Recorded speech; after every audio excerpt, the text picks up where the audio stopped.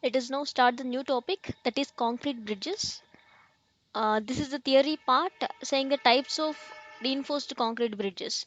And see here, I'll read the points now.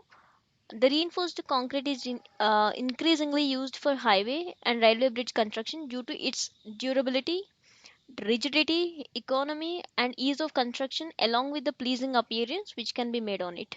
So, due to this advantages, we preferred RC bridges.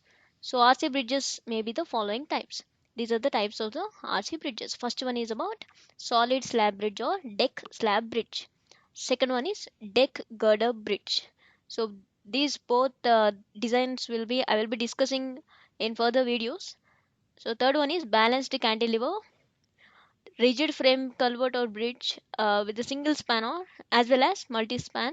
Fifth one is arch bridge. Sixth one is bowstring girder bridge, BOW. This is seventh one is continuous girder or arch bridge. These are the types of bridges. First two we will be seeing the design also, and rest five types of bridges we will be learning about them. Just overview. That's all. See here. So all the types are explained here with diagrams. See here. First one is about solid slab bridge or deck slab bridge. So this is the simplest type of bridge. It is mostly used for culverts or small bridges with a span not exceeding 8 meter. Within the span of 8 meter, we can prefer these deck slab bridges. The thickness of the deck slab is considerable. The thickness is considerably more. The construction is simple and cost of formwork is also minimum. So this is the simple type of simple deck slab bridge. See here, this is how it appears. This is a deck slab. This is a wearing code. That means it's a pavement. This is the railing. These are the abutments. There is no intermediate beams. That is a deck slab bridge. Second one is about deck girder bridge. We can also call it as T-beam bridge. It is another type of simple RC bridge. This is used for spans between 10 to 20 meter. So previous one is uh, previous one is within the length of 8 meter. Here it is a bit in between 10 to 20 meter. The number of longitudinal girders depend upon the road width. According to the road width, we decide the longitudinal girders. That is the beams. These are girders. These are the girders. See here. The slab bridge is generally built monolithic with girders so that T-beam effect is achieved. This is the cross section of the bridge, not the longitudinal section. This is the cross section. These are the beams. This is the road. This is the footpath, and these are the beams. I mean girders. That is, we call it as T-beam bridge or girder bridge, deck girder bridge. These are the two types of bridges. What we are going to see the design also. From the third, see here, third one, balanced cantilever bridge. So this is statically indeterminate structure. So it can be solved with the equilibrium equations only. Used for spans between 25 to 50 meter. Consists of alternate spans with projecting cantilever, the ends of which are used to support the suspended span. See here, this is a suspended span. It is support. This is considered to be the cantilever. Cantilever which is supported on this. This is a cantilever. Here it is fixed. Here it is free. The cantilever is type arch. See here, one cantilever and another cantilever are joined together and they will support the suspended span. That is what it's saying. The joint between the suspended cantilever bridge span and edge of the cantilever is called articulation. See here, the joint between the suspended cantilever bridge or span or edge of the cantilever is called as articulation. This part is called as articulation. See here, the type of the bridge is used where the width of the river is large and tendency for unequal settlement and where continuous girder bridge is not used. So when it cannot be used, in such cases, this type of bridge is preferred. Generally, a parabolic profile for the main girder is used. So the main span is formed by two cantilevers. That's it. Next one, that is about a rigid frame bridge. Fourth one, that is used only for small drains in which the vertical abutments are cast monolithic with deck slab. Monolithic means single uh, stone. See if the foundation conditions are good, the rigid frame may be a portal type. Portal type means this type. If all the conditions, the soil bearing capacity and everything is good, then we prefer this type of bridge. However, the bearing capacity is, if bearing capacity is poor, a box culvert may be used. These two are type of rigid frame bridges. One is a portal frame, this is a box culvert. Both are the types of rigid frame bridges. Next one is about arch bridges. These are used for long spans where the use of beams become uneconomical. When the beams use is uneconomical, so for more lengths we have to increase the depth of the beam. That is not economical. So in such cases we prefer arch bridges.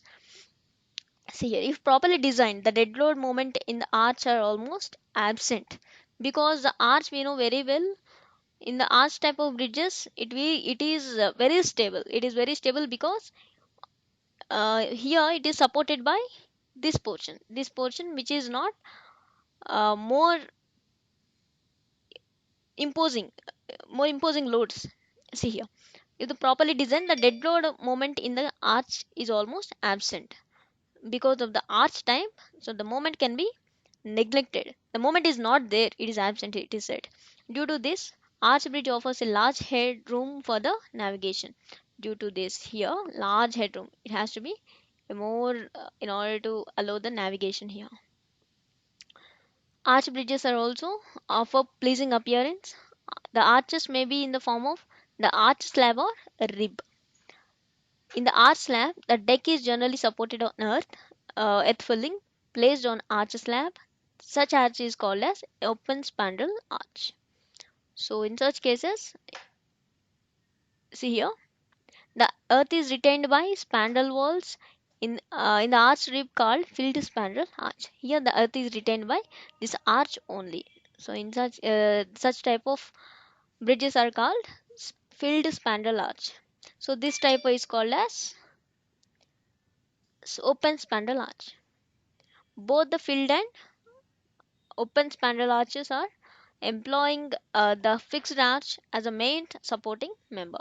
See, that's very easy to understand. See here, it is the concrete location where it is overlapped in order to support this. Here also a concrete abutment is there in order to support this type of arch. So next one is sixth type of bridge is bowstring girder bridge. So see here, this is a special type of arch bridge. Consists of two hinge rods standing on the abutments. Here the road is not on the arch. Here the road actually this is supported by two abutments, and the abutments may carry the pavement, the road. See, the roadway is supported on the cross beams, in which in turn are supported by the vertical suspended either end. So, sorry, suspenders at either end. These are the suspenders. These are called as suspenders, and they carry the road. The arch ends are connected by a tie end is called as string arch, termed as bow. It is called as bow. See here, this bow consists of the hinges from where suspenders will carry the road, and these are supported by this arch by the bearings. That's all. That is the type of arch structure. The arches are supported on roller and rock bearings. So these are supported by these bearings. Bowstring girder bridge.